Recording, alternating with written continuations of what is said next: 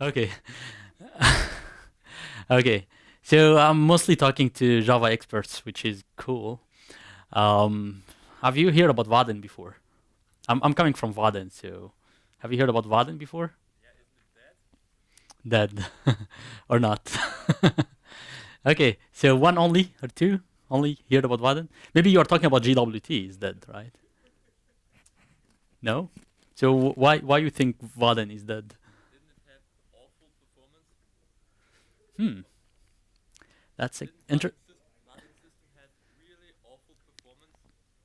really awful performance. Yeah, it looked like you had a really bad experience.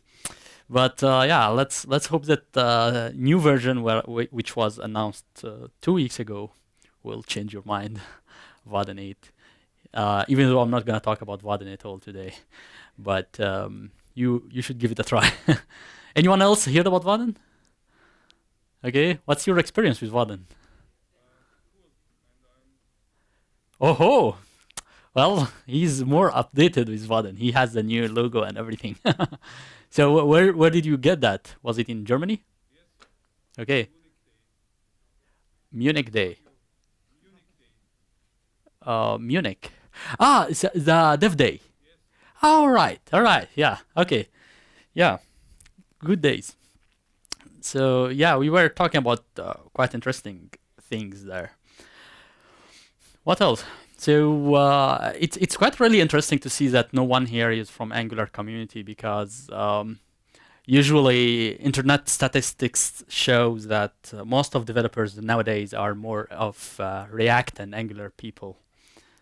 And then when I face people in real life, I see that they are not, or maybe this hype is fading away or something. What do you think? Anyone of you consider to? Okay, let's name it. Let's call React. React. Anyone? Okay, one. Um, how is it called? Vue framework. Anyone? No one. Okay, even though it's announced to be the most popular JavaScript framework, but only one is using it. Very interesting. Very interesting statistics. Um, Actually, I'm not gonna talk about JavaScript today at all, even though I had another talk, maybe you can find it on YouTube, which is kind of say what's going on about JavaScript, what is the future.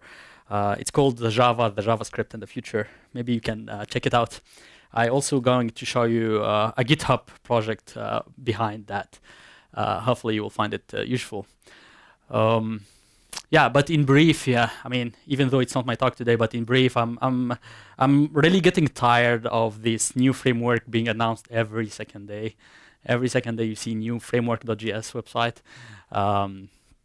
So yeah, we had to put an end for that. We need to really investigate what's going on, why there is a new framework. And the big question mark was why Google is competing itself, why they are creating two different frameworks. And are you recording? Don't record yet. Should I start now or? Okay. Okay, before I start, I would love to ask you for a selfie, group selfie. You are completely scattered, which makes the room almost empty, but that's fine. I'm going to try to catch the best shot ever to show that I had a full room. Okay, it's kind of dark here, but I'm gonna try. I'm gonna give it a try. So, no, not working. Yeah, that can work as well, right? All right, so she's okay, almost worked. So that's you're gonna find on Twitter, tweeting, and then taking out my internet. All right, so offline first apps with web components. Oh, more people came. Should I take another shot? Okay, so offline first apps with web components. To introduce myself, my name is Mahdy. I work for Vaadin as a developer advocate and trainer. I basically, my daily job is to create presentations like those, create tutorials, create training materials, and go give them around the world. And my passion today is to talk about how to create an offline first experience and to put a sherry on top of it. I'm not gonna show you how to do it just alone. I'm gonna use web components for that because this is, in my opinion, the future. There's gonna be a demo as well, showing you a live application, how I created it and how I upgraded it to use offline first design. But first of all, as I said, I work for Vaadin, so I noticed that some of you know about Vaadin. Vaadin is a Java UI framework with a lot of famous capabilities. I'm not going to talk about Vaadin today. Vaadin is a company who sent me to talk in this conference, but today I'm going to talk about technology in general. So the chart you're seeing right now is quite old, of course, and I'm sure all of you know about that the number of users accessing websites from mobile devices increased and overtook the number of users using websites from desktop. And we had to really take this very seriously. We need to know what's going on. What's going on in the tech world and what's going on with people. These statistics personally sometimes make me wonder, because in my daily job, I need full screen with high display. I'm using a powerful processor. I'm using heavy editors for even photo editing or code editing and so on. So this is my daily need for productivity. I cannot work on tablet or mobile. I also need high speed internet all the time. So all this setup makes me wonder, how come people can do their daily productivity on mobile devices or on tablet, even though this doesn't really work for me. For me, this mobile device probably work for tweeting or maybe checking emails quickly when I wake up or something, but that's it. I cannot really work on it. So how come the number of visitors to websites increased, coming from mobile devices increased and overtook the number coming from desktop? The answer is because myself and probably most of you are content producers. And content producer here, what I mean by it is a person who is producing websites, mobile apps, web apps, articles, photos, videos, and so on. So a person who is creating this kind of content is a person who requires to use these kind of devices. He needs a very powerful device. This is his daily productivity thing. But that does not apply to the vast majority of content users, content who are exploring the contents and watching it. These statistics show the difference between the different audience, and this makes you really consider who you want to target. Don't do like us. We are a framework guys. We targeted the orange portion. We targeted developers. But don't do like us. Most probably when you are developing your mobile app or web app, you want to target the vast majority of people. You want to have bigger audience. And you need to put in your mind that your user doesn't really care about the latest trend in technology.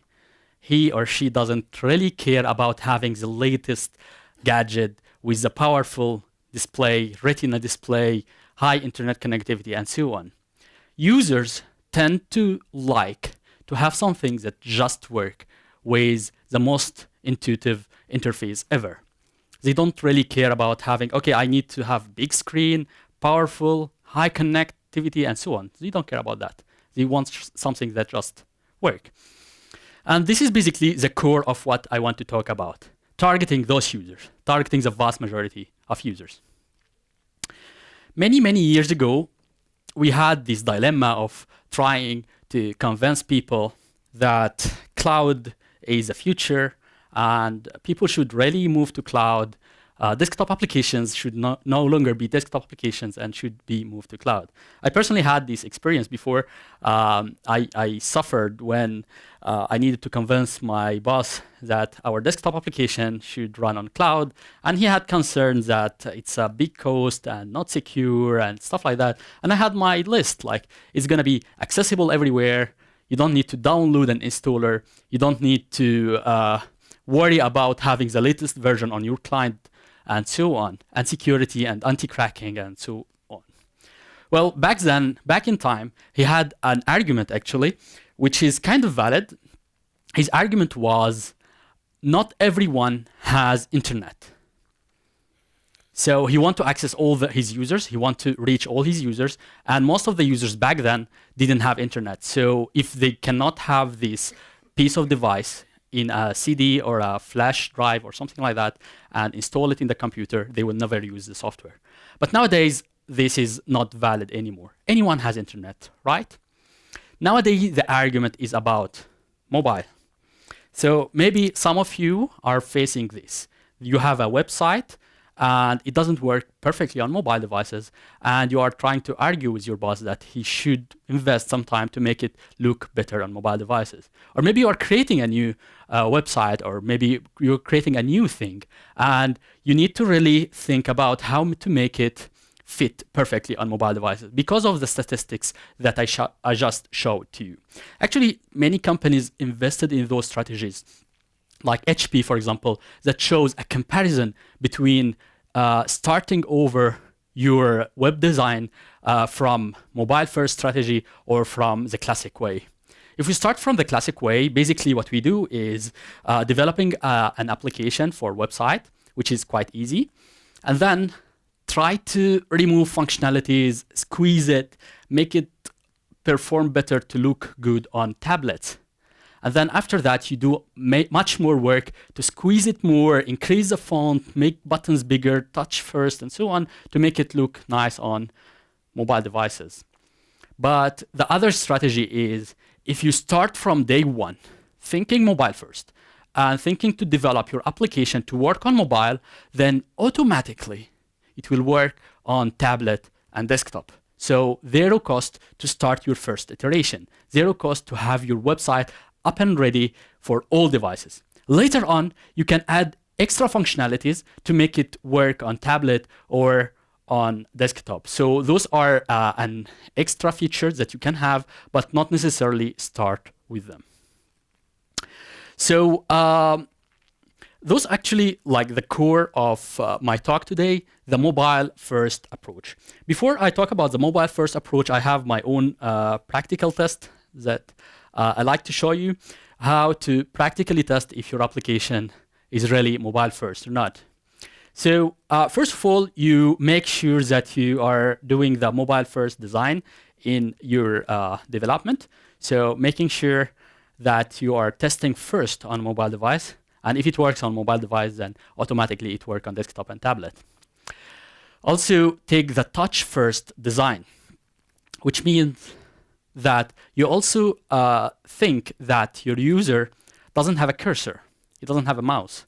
He has a thumb to be able to click on your buttons, click on your links, and so on. He's using a thumb, and he's using a touch device. So this is also an important design to take into consideration. And the third test, which is the one I came up with, called the coffee first design. The coffee first design is basically you give your tester a mobile device having your app on it and a coffee on the second hand, and ask your tester if he will be able to use everything, all the functionalities of your mobile app or web app without dropping the cup of coffee, which means that he must be able to do everything with one thumb. If at any point he needed to squeeze to zoom, for example, or he clicked the wrong link and then he had to go back, or for example, he had to choose between menu which correct link he wanted to click on, then you have some design flows in your application. This is a uncensored version of my design. The censored version is drive first design. So instead of cup of coffee, you give him a wheel and go in a drive, and then see if he will make an accident or not. But yeah, I should not mention that. Maybe we should cut this from the recording. But yeah, so those are the practical tests. Actually, mobile first contains a lot of concepts that we need to follow, like touch first, offline first, multi-orientation design, and so on. But for me today, I'm more concerned about talking about the offline first design. Why I like offline first? Because it's the guarantee to have 100% always on user experience for your devices. If you go in a tunnel, if you fly, if you go to Voxxed day and you lose connectivity, then you are still able to use the app. You will not get your 404. You will not get sorry, not 404, like the offline. You will not get this dinosaur. You will not lose the app totally. Your app will still be working. This is basically the base definition of offline first design. Yeah, basically this is my my concern today. How to do something like this? What are the tools and how we can do that? As I said, I'm going to show you a demo on how to do that in an app. But before moving to the demo, I also want to put a small cherry on top of it.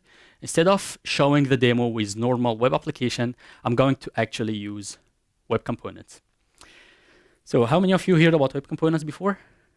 Yeah, everyone. It must be an everyone now that everyone now know what is web components. I think only 1 year ago when I was asking this kind of surveys, many people didn't raise their hands, but thankfully now everyone know what is web components. It's now standard. Most browsers, even Safari, is now supporting most of it. So for the two who didn't raise their hands, I'm going to go over very, very quick introduction. What is web components? It consists of templates, 4 concepts basically: templates, shadow DOM, HTML imports, and custom elements, which basically means that you start an HTML page, create a template of how your component should look like using very simple HTML stuff, and then you can use something called HTML import to import it inside your main HTML page. This is now fully supported by most major browsers. When you are creating this process, you actually give your template a custom name. That's what we call a custom element. Your custom name can pretty much be anything, and the only rule that browser vendors placed is that it must contain a hyphen in the middle, 1 single hyphen at least. And then finally, we have the shadow DOM, which means that your template will actually not be explicit inside the DOM tree in the browser, but instead it will be rendered as 1 single DOM. And if you want to practically test that right now, you can open any video that is using HTML5 video, and you will figure out that it actually was using shadow DOM.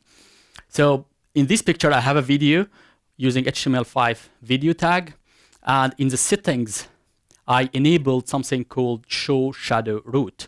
And once I did that, I figured out that the video here, the video tag here, consists of a bunch of div input elements and so on. So it's highlighting what the video tag consists of. So actually, browser vendors had this concept of web components long time ago, and finally now they are opening it for developers to start developing their own web components. Web components gives us a lot of power. It gives us what I call object-oriented like functionalities inside your HTML tree. With HTML now you can have encapsulation, reusability of components, and so on. And since browser support is not really big as of right now, of course Chrome fully supports this. Google is pushing this very hard. Firefox is saying, okay, I'm on my way. Safari, actually, nowadays, developers tend to say that Safari is the new Internet Explorer. They are pushing us behind, right? Even though I have some news that Apple is really considering this seriously, and they sent a lot of developers to the last W3C specs meetup to figure out what to do, and they are really taking this seriously right now. As of Internet Explorer, you know, it's Internet Explorer. Nevertheless, Google, because Google is really believing in this and they are pushing hard in this, they created something called polyfill to make a layer for those old browsers to support web components, even if they don't support it. And for us, for example, we started also to convert our well-known components that were purely written in Java to web components. So what you can see here is just an HTML tag, date, dash picker. You place it in your HTML and you get this component. Everything here, it's the blue part over there, this button. When you click on the button, you get this pop-up window and you can start to use it. Actually, we've created a lot of open source Apache 2.0 licensed web components. Everyone can check them out here, like Grid, Combo Box, Upload. This is very nice. I recommend that you check it out and see how easy to use it. Just a tag, you place it in your HTML file, and you get a very nice drag and drop uploader. And then we made them available also for all the communities out there, basically React, Polymer, Angular, and basically, in theory, it can work with any JavaScript library out there, beside, of course, the Java-based framework like Vaadin. So yeah, that is showing at least how our research team is really considering this very seriously. They think that this is the future. We think that it's time to export our old legacy Java-based components to make them the modern and more standardized web components. As you can see, they are handy now. They are not limited to Java people, but everyone can use them right now. And as always, they are free and open source. So to recap everything, so we've been talking about the offline first. We need to implement offline first, and I said that it's a nice idea to do them with web component. Now let's explore the solution. How to do offline first with web components. There are a lot of solutions available. Let's take them one by one, the most famous solutions. The first one is caching. This is probably the most easy and straightforward. If you are using Polymer, you can use the Platinum element to cache your web page inside the browser, and that's it. If not, then probably there are other libraries that can cache your website, and that's it, right? It's easy. You have a website, you cache it, and that's it. Anyone see a problem with this approach? No? Any suggestions? Eviction. Sorry? Eviction. If You can vanish from cache. yes, even though you can control that as well. So with Platinum element, for example, in Polymer, you can actually control the cache. The biggest problem with caching is caching can work perfectly with static web pages. But if you have a dynamic web page with data, with interactivity, then you most probably will fall in some problems. For example, let's say that you have a combo box, and when you select an element from the combo box, the form gets populated with data. So this kind of interactivity and dynamic web page will not be solved with cache, because the cache will just cache the elements. It will not cache the functionalities and the logic, and moreover, the data. That's why a few years ago, they came up with another solution, which is the offline storage, or IndexedDB. IndexedDB basically give you the idea of, okay, you have some data, why not store it inside the browser in a form of database-like thingy. And this is actually supported in many browsers right now. You can have a copy of your database, copy it, and store it in the browser so that it's going to be available offline. So caching with IndexedDB, and then things will work. The limitation here is that it's going to give you a one-way interaction with the data. It's read-only only when you are offline. What if you want to modify the data? What if I started to use the application and then I went offline? But while going offline, I was modifying the data and I clicked save. Once I clicked the save button, I am expecting that this modification will go to the server at some point, whether right now or later on when I get connected again. That's why offline storage alone is not a solution. And the best solution as of right now is data replication. To be able to replicate whatever modification you made in the offline storage back to the server. Firebase is one of the famous solutions. It's recently acquired by Google. Less than 1 year ago, Google announced the acquisition of Firebase. Firebase basically is a solution that tell you, here are your factors. First of all, you need to use our servers, Google servers. So if you are okay with this stage, the second stage is you have to convert all your database to be a Firebase database. You cannot use Oracle database or MySQL or whatsoever. If you are okay with this second thing, then the third thing is a recurrent payment that you have to pay to Google as well to store your data and provide you with the traffic and so on. Many enterprises like this approach. We can see a lot of solutions that are following this, but what I'm going to investigate today is an alternative solution, which is called PouchDB. It's a free open source Apache 2.0 again solution that pretty much do the same, except that it has an extra advantage, which is it works pretty much with any database. You are not locked to a specific database. You have your own database. You have your Oracle database or MySQL or Postgres or anything like that. All you have to do, step number one, is to implement something called CouchDB protocol on top of it.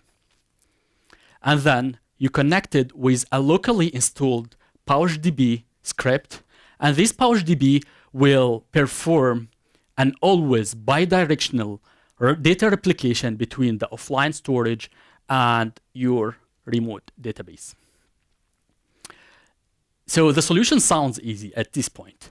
All you have to do is to figure out how to use PouchDB and how to make the CouchDB layer between your actual database and your server, and then PouchDB will do the rest of the machine. So my demo today is going to be really easy because I'm going to only rely on PouchDB magic. But what will happen once this connection is lost? From this graph, we can see that my mobile device or my web application is relying on PouchDB. So as long as PouchDB has the latest version of the data before losing the connection, my mobile device will still be able to access the data, read it, and write into it. And once I get back to the connection, PouchDB will restart the data replication and store back the modification to the server. So this is how it goes. The demo is basically mostly coding, but instead of going into coding, because I know that coding is a bit hard to follow, I'm going to show you the progress on a GitHub project, and then later on you can take the GitHub project and see in details the modifications at home or something. Any questions at this point? All right. So let me switch to my GitHub project.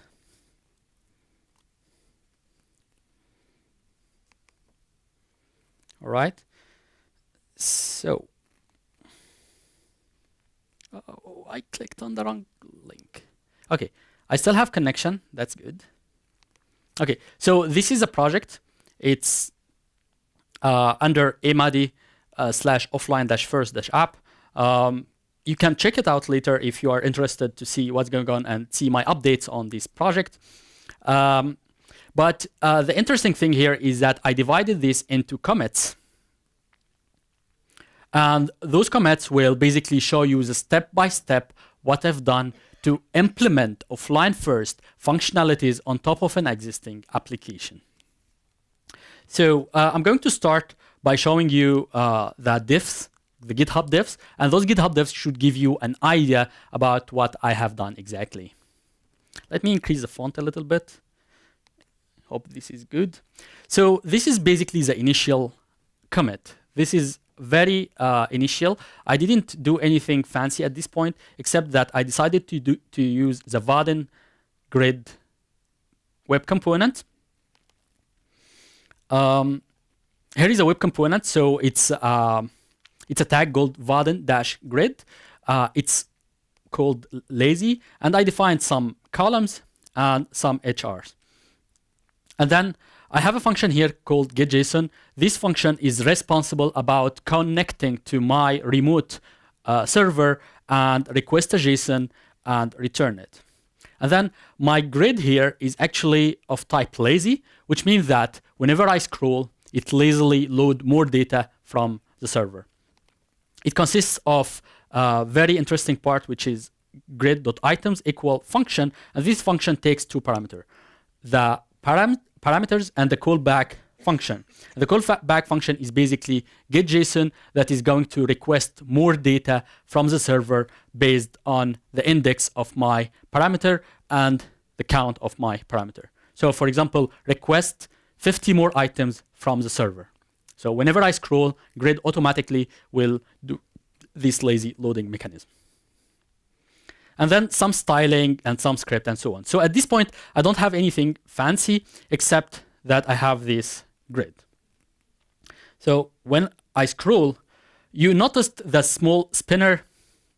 So this small spinner means that it's connecting to the server and it's trying to request more data. And of course, the other data is thrown away. So nothing at this point except displaying the data in a grid. The second step that I've done here is also adding an editor. Since we said that I don't want to only read the data, I want to be able to modify the data as well. So I'm increasing the scope of the application by adding another editor. And at this point, I added a very, very simple editor, HTML-based editor. It consists of 3 input fields: first name, last name, email, and then a button called update. When you click on it, it calls a function called update.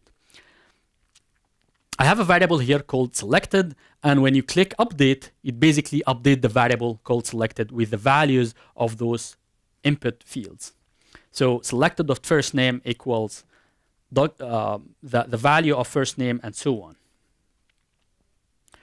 And finally, I added an event listener to the grid so that whenever I select an item in the grid, it basically updates those documents, those input fields. Let's see this in action. So I select an item here, it gets updated. It gets populated in the form. I select another item, it gets populated in the form. If I modify this name and then click update, nothing will happen. Why? Sorry? It is?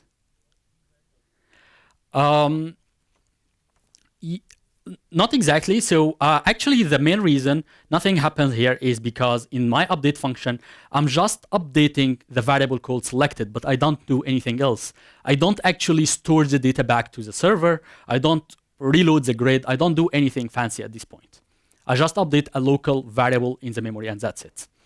Okay, so this is the main reason. At this point, let's assume that at this point I have the initial application. Grid displaying the data. Whenever I click on any item, it gets populated here. Now, let's start to do some interesting things. Instead of fetching my data from the remote database, I want to rely on a middle server, which is a CouchDB protocol-based server. So I'm going to do this using the PouchDB script. So I'm including the PouchDB script. And then the first magical line here is how to connect to a CouchDB-enabled server. One single line. Variable equals new PouchDB, and then give it the link. In my case here, CouchDB is running on my local host, so I'm pointing to my local definition of the CouchDB. And then what I want to do is to read the data from remote database instead of my server. So I'm getting rid of the getJSON. I'm not going to use getJSON anymore. Instead, I'm going to try grid.items. I'm going to try to read from my remote database instead of my remote CouchDB database instead of my remote server. So this is how I do it. Basically, you say remote database.all docs. Then, when successfully, then I start to populate grid.items. And grid.items basically here perform the magic of lazy loading again. Whenever you scroll, it calls remote database.bulk get, and bulk get has a specific IDs, let's say from 20 to 50. Those are the next iteration of IDs that I need whenever I scroll in the database, in the grid, and then it convert them in a readable format for the grid and display them in the grid. Here is my CouchDB. I have a database here called Vaadin, and this database basically contains the IDs of my values. And here is what you can see here. So one important thing that you can notice here immediately, that the data is different. If I go back here, this was Madeleine, Alan, Charlotte, Campbell, and so on, but this data is completely different. It's coming from a complete different data source. I've been giving this talk in Voxxed Bucharest right before here. That's why I have this data also modified a bit. Their first name got changed to Voxxed. Luckily, we are still in Voxxed, so we are still within the scope, right? So now I know that I'm reading the data from CouchDB. The next step, I don't want to read from CouchDB. I want to read from local storage. So what I'm going to do is use local database instead of remote database. And here is the second magical line of PouchDB. So here I'm defining another variable called local DB. And instead of giving it protocols that starts with HTTP and then giving it a web address and so on, I'm giving it only a name. And this name is enough for PouchDB to understand that you want to create a local storage instead of a remote storage. And then I call PouchDB.replicate. So replicate means that I want to replicate the remote database with the local database. Whenever I fetch anything from remote database, please make a copy and store it in the local DB as well. PouchDB magic, no much scripting at this point. Everything will be automatically done at this point. But to make everything concrete, I don't want to also to fetch my grid from a remote database, but from local database. So if anything important today in this demo, this is the most important thing. Every single instance of remote database should be replaced with local database. If I don't rely on remote DB variable at all, then it means that my application will fully work offline, because all the time it's going to read from local DB. So this is exactly what I did. I searched for all instances of remote DB and replaced it with local DB. To review the chart, how it's going to work, basically at the beginning, when I open this website for the first time ever, there's going to be a script making a replication between the remote server and my local storage. And that's it. And then later on, whenever I use the application, whenever I request any data, the application will try to read from my PouchDB, not from the remote server. Whether I'm connected or not, it's going to read the data. Whether I'm having connectivity or trying to modify the data or anything, I'm going to rely only on the local database. And then PouchDB magic is replicating the remote database to the local database. Nothing really to show at this point, because except that at this point I know that my data is loaded from local storage. So how to test that? How to know that my data is really working even if I'm offline? Any hints? Should I turn off Wi-Fi maybe? Yes? No? What will happen if I turn off Wi-Fi? Will this work or not? Localhost, right. Who said that? Yes, we have, give yourself a thumb up. So actually, the Wi-Fi has nothing to do at this point. I'm actually connected with CouchDB. So the way to test this and to make sure that I'm really reading the data, even if I lost connectivity, is to turn off CouchDB. I can do that here. So quit CouchDB. And to double check, I'm going to reload the page, and it's going to say that, oops, offline. And let's refresh this page to see. Still works. So the data is still work because it's getting loaded from my offline storage. Now, the next step is to actually update the data offline. So at this point, I want to also be able to modify data offline. So if you remember this method, we talked about it before. It was not doing anything except updating a variable called selected. So I want to take this variable and store it inside my local database. I do that by calling localDB, which is the variable of my local database, .put, and give it the variable called selected. And then when this is done, I am trying to call grid.refreshItems, but unfortunately, this will not work, and we will see later why. Let's test this out. So I have this page. Let's take item number 1, Jonathan. Let's change his name to Voxxed again, and then update. You can see that I have a feeling that the data got updated, but unfortunately grid doesn't show anything. The only way to see this is to refresh the page. Yes, it got updated. So there is a small bug at this point, but we know at least, even though my CouchDB is turned off, and even though I don't have connection to the remote database, my data is manipulated and modified offline. The next step is to actually make the data synchronize. So if you noticed that all the time I was only copying the data from the remote database to the local database, but I made modification locally, so I want to be able to push it back online. And this is the third and last magical line I have for you today for PouchDB, which is called PouchDB.sync. Again, PouchDB will do all the heavy work for me. I just call sync instead of replicate. Doesn't matter the order, where to place where first. What will happen is basically any modifications on the remote database will automatically be synchronized to my local storage, and any modification in my local storage will automatically be synchronized to my remote database. And this guarantees that whenever I do any modification locally, it go back to the server. So at this point, to be able to see this, I need to turn on my CouchDB one more time. So here's my CouchDB, and was it here? Yes.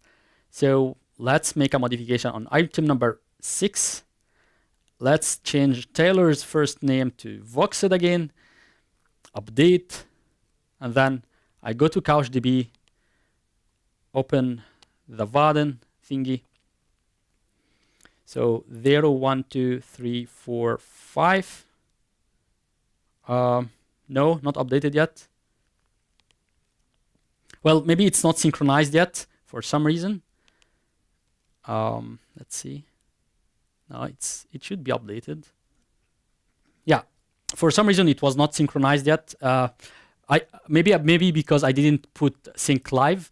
You can see this in the project. So if you go here, this is what was missing, basically adding live true and retry true to make the synchronization happen live instead of waiting for next iteration. But this is less important at this point. At least for now, we know that whenever I make a modification here, it's going to be stored offline. And if it happens that I'm online as well, it's going to be replicated to the remote server. To spice things up a little bit, we need to also see the extensions of PouchDB. So PouchDB actually allows us to create or use plugins. There are plenty of plugins out there, like plugin to automatically connect with MySQL directly without having CouchDB in the middle and so on. But what I'm going to show you today is a plugin called Find.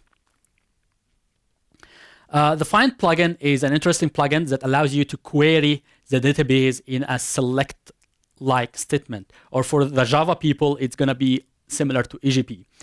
First of all, I need to create an index, and this is going to be a local index, not remote index. And here I'm saying that I want to create an index on first name. In other words, it means that I want to be able to query the database by first name. And then I've created a small find plugin here, or find area here with input text, and then a button. When you click on it, it calls a function called find. And when you click, when you go to the function find, it basically call localdb.find with a selector. The first name is the queries that I got here, and then very simply just dump on the screen all the people that you found with this first name matching my query. To test this out, I have the find plugin here.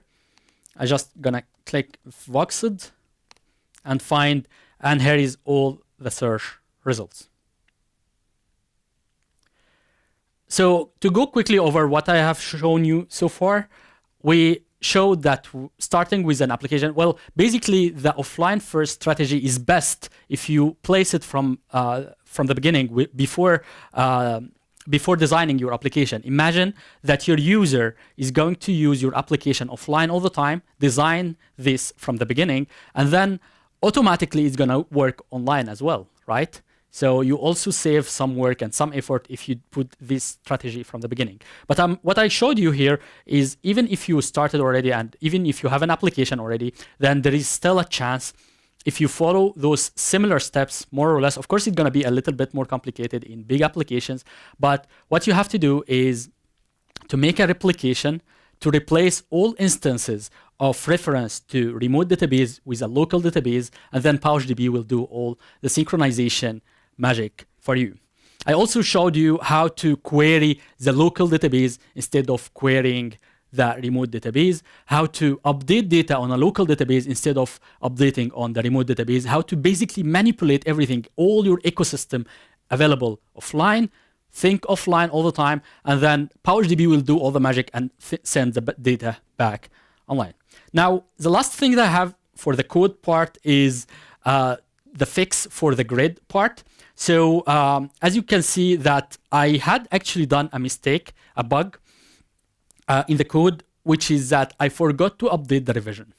So how CouchDB works is that whenever you modify a doc, well, the items are referenced in the database as docs. And whenever you modify a doc, it gets a new revision. It doesn't get deleted like normal databases.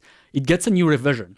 So what I had to do is actually to retrieve the new revision of this item and update the selected variable with this new revision instead. And then grid.refresh items will do the work. Here is the final app. Magically, it looks nicer, right? So after fixing this bug, it looks nicer now, right? No? Actually, this is a little bit updated. Let's refresh the page. Yeah. So now I have the latest data. It's connected to the latest data. What I've done here is I tried to get rid of all these old components that I was using. Since I said I'd love to use web components, I converted everything to web components. So this is complete web component based application using some of Google paper input, paper buttons, and so on. This is Vaadin splitter. This is Vaadin grid. This is the same components that I was using. And to test out, maybe I need to decrease the font a bit.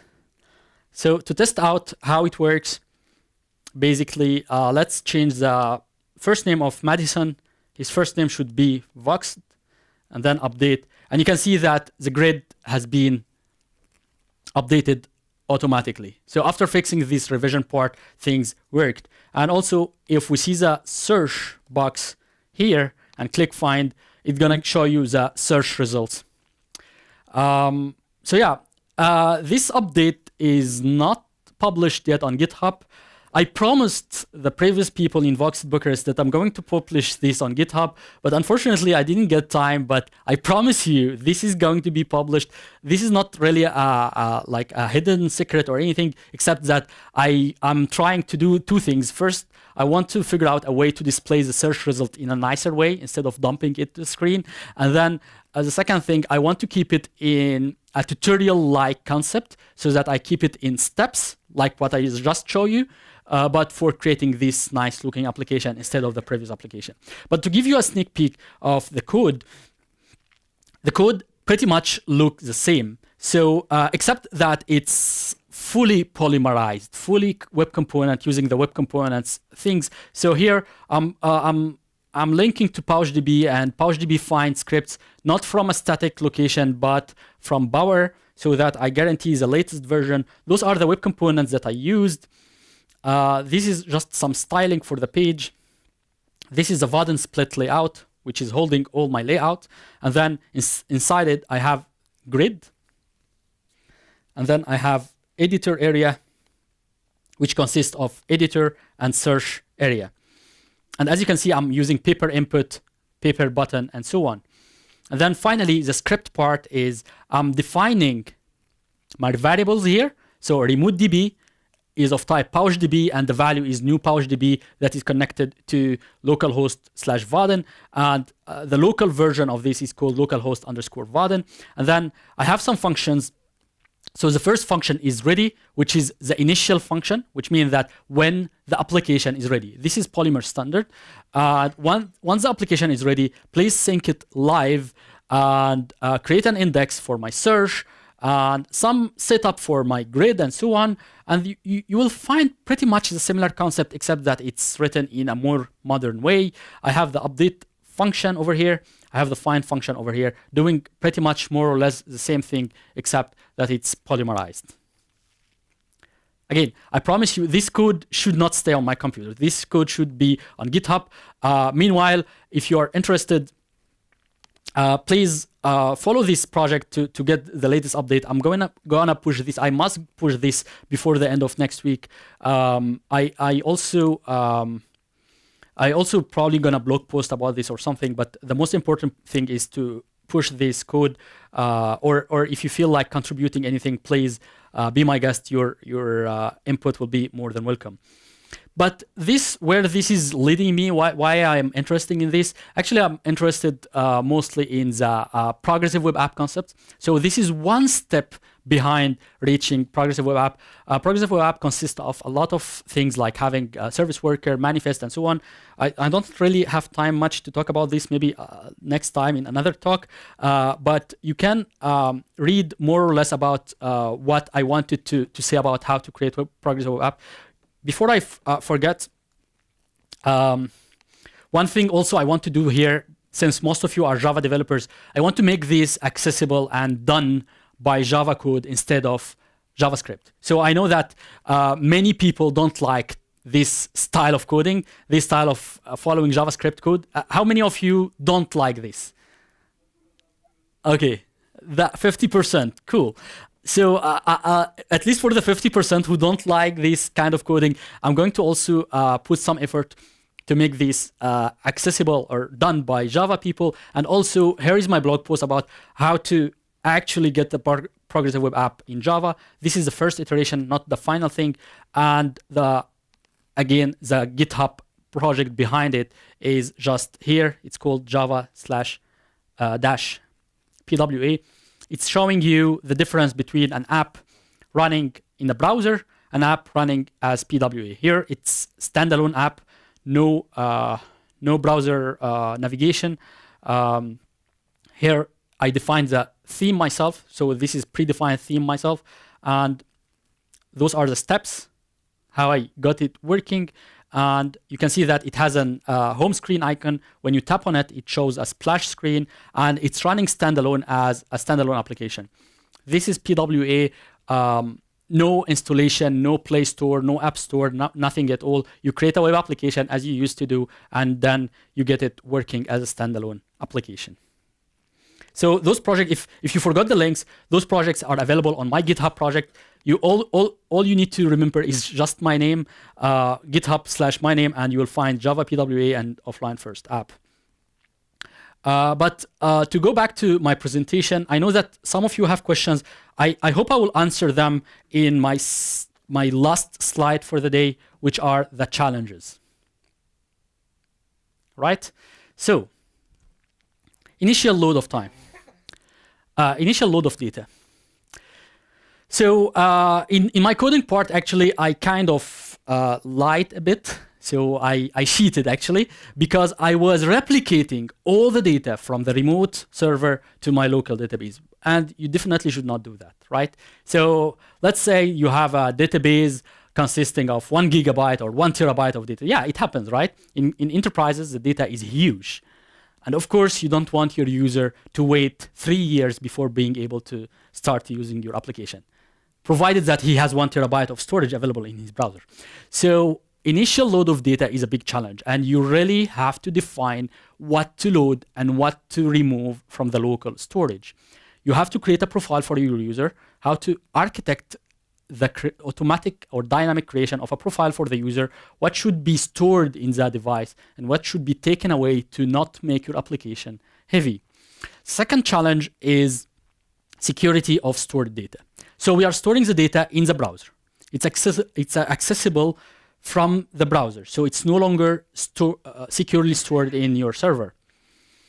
If your data is sensitive and your application has some kind of authentication, then you must also store encrypted data in the browser. So let's say, for example, I have Facebook, for example, and Facebook is using IndexedDB, so it's storing some data, and then I logged out from Facebook. I don't want anyone opening my device and then do some inspect and go to the scripting part and write some PouchDB code and then retrieve all my data. That's not going to be good, right? So this is also an interesting thing. It's available through a plugin for PouchDB if you are interested to use PouchDB, and then it's going to allow you to authenticate your data.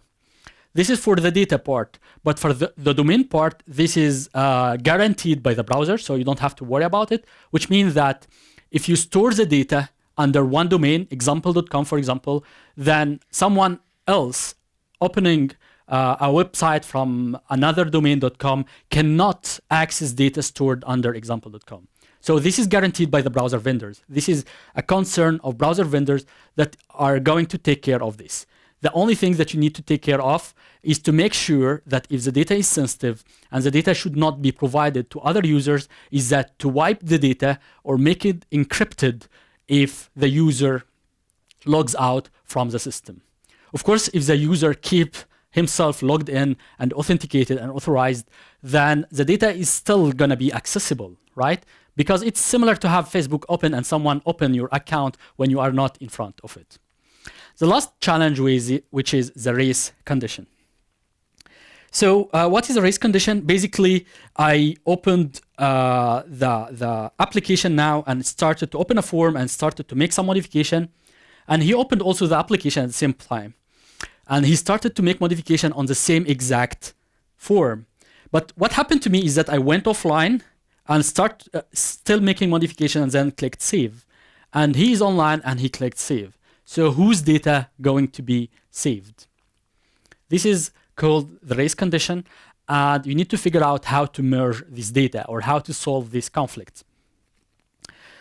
Actually, in most of database design, this race condition should happen and you should expect it, because even if I don't go offline, even if both of us are modifying the data and both of us are online, then this race condition will still happen. The only difference is when I go offline, then it's prone to happen more often. You are more expecting to see this problem happening often to your users. That's why you need to probably put more architecture to take care of this problem in your application. So those are the 3 top challenges that you may face when you create an offline first application. And as I said, those are the links for the demo applications that I showed you, as well as the Java PWA thingy that I referred to you before. Any questions?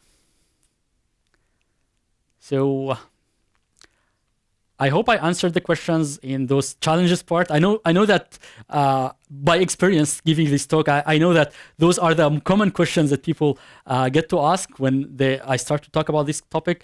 But if you still have any questions, please feel free to contact me on my Twitter or on my GitHub. Otherwise, thank you so much for listening and enjoy the conference.